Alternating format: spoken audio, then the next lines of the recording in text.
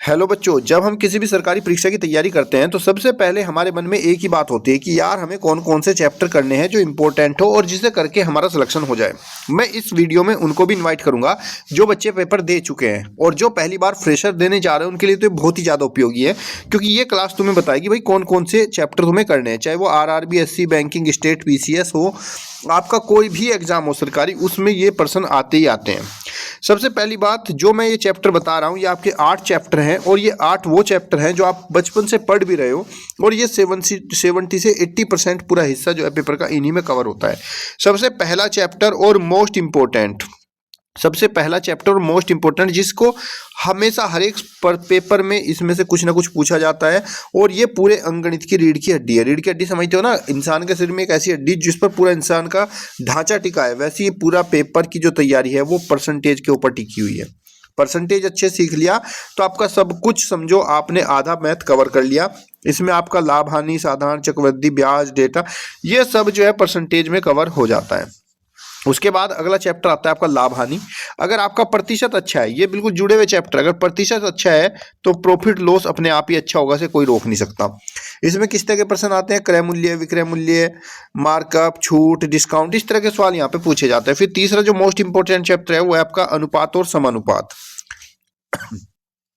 अनुपात और समानुपात से चैप्टर बनते हैं आपके मिश्रण, एलिगेशन, मिक्सचर के, साझेदारी, पार्टनरशिप, आयु संबंधी प्रश्न जो है अनुपात और समानुपात में बनते हैं। चौथा इंपॉर्टेंट चैप्टर है आपका औसत।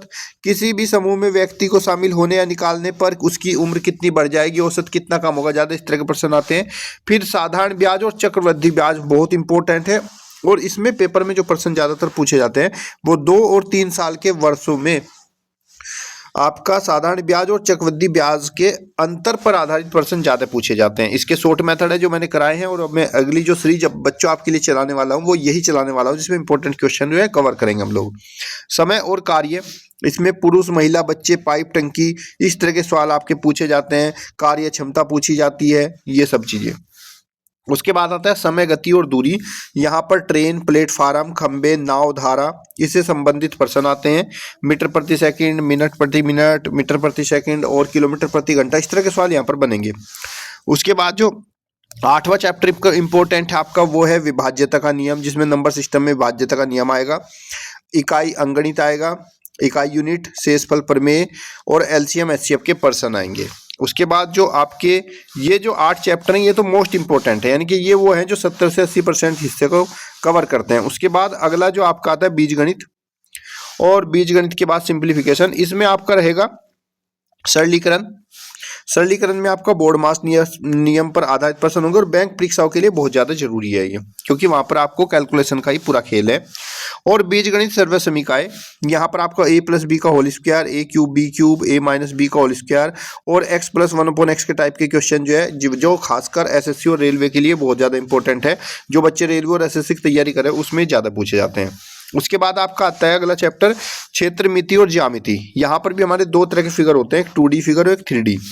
जो हमारा 2D फिगर है, यानी कि जिसमें लंबाई और चौड़ाई होती है, उसमें आपका वर्ग, आयत, वर्त, त्रिभुज, समचतुर्भुज, क्षेत्रफल, परिधि, परिमाप, इस तरह के सूत्र पर आधारित प्रश्न आएंगे।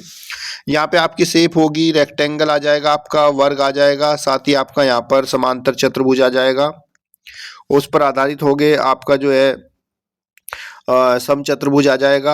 ये सारी चीजें यहाँ पर हम लोग सीखेंगे। समचतुर्भुज आएगा, फिर आपका आएगा क्षेत्रमिति, मेंसुरेशन, जो कि 3D पर आधारित होगा, जिसमें आपका घन, घनाभ, बेलन, शंकु, गोले का आयतन, इस तरह के प्रश्न पूछेंगे।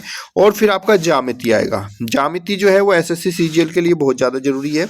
इसमें आपका त्रिभुज, वर्त, बहुभुज, सर्वांग, समता, समरूपता, इस पर नियम पर आधारित आएंगे। और जो आपका लास्ट चैप्टर होता है डेटा इंटरप्रिटेशन, जो आपका डीआई है, ये भी बहुत इंपॉर्टेंट है, क्योंकि इसमें बार ग्राफ, पाई चार्ट, सारणी, रेखा ग्राफ आधारित प्रश्न और ये प्रतिशत, अनुपात, औसत, उनके अनुप्रयोग भी इसमें हम ले सकते हैं। और सबसे ज्यादा जो इंपॉर्टेंट बताया मैंने, शुरू के 8 चैप्टर, और 8 चैप्टर में जो बिल्कुल रीढ़ की हड्डी है वो है प्रतिशत। प्रतिशत को तो आपको घोट के पीना है।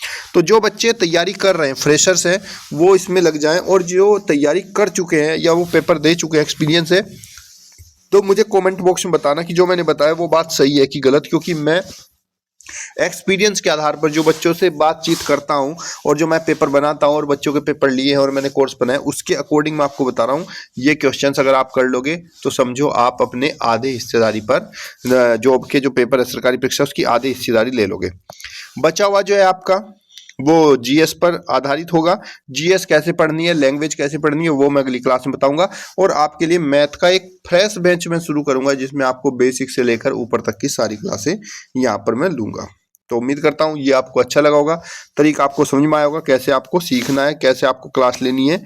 ये सारी चीज़ें आपके लिए बहुत जरूरी है, क्योंकि बच्चे किसी भी तैयारी को करोगे अगर आपको सही तरीका पता होगा कौन कौन से चैप्टर पढ़ने हैं तभी आप उसमें सफल हो पाओगे। तब तक के लिए धन्यवाद। जय हिंद, जय भारत।